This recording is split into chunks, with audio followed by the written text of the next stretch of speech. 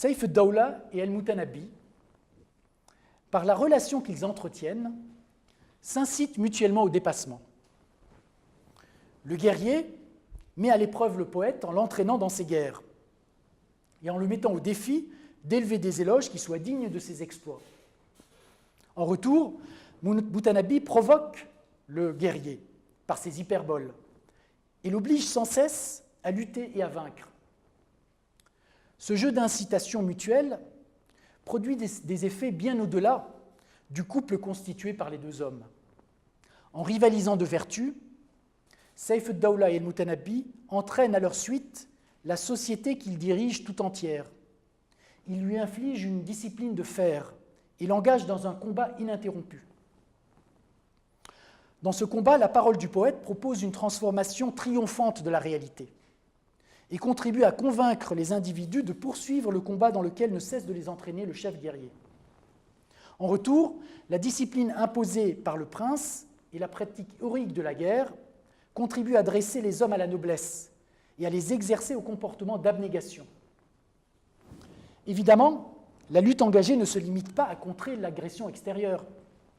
Il s'agit de destituer toutes les formes de tyrannie, quelles qu'elles soient, celles qu'ils exercent au niveau du couple, de la famille, de la société, et bien sûr, avant tout, de destituer sa propre tyrannie.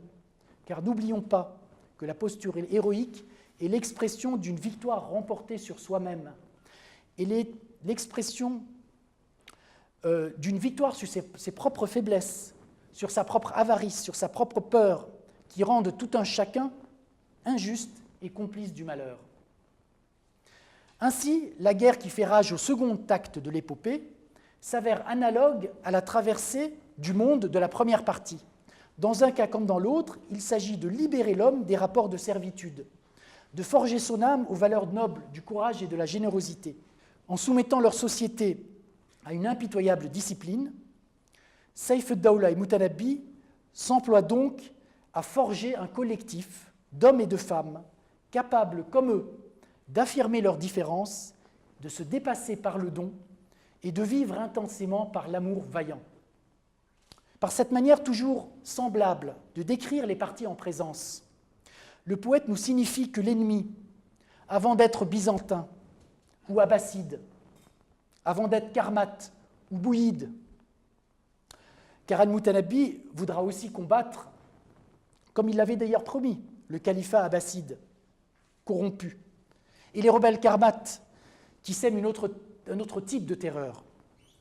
L'ennemi donc, avant d'être arabe ou byzantin, blanc ou noir, riche ou pauvre, est avant tout lâche et grégaire. L'ennemi, c'est donc soi-même, dès lors qu'on en reste à notre état habituel d'esclaves peureux ou de petits tyrans avares. Il ne s'agit donc pas d'opposer simplement un camp contre l'autre, mais toujours de préconiser la vertu et de l'incarner.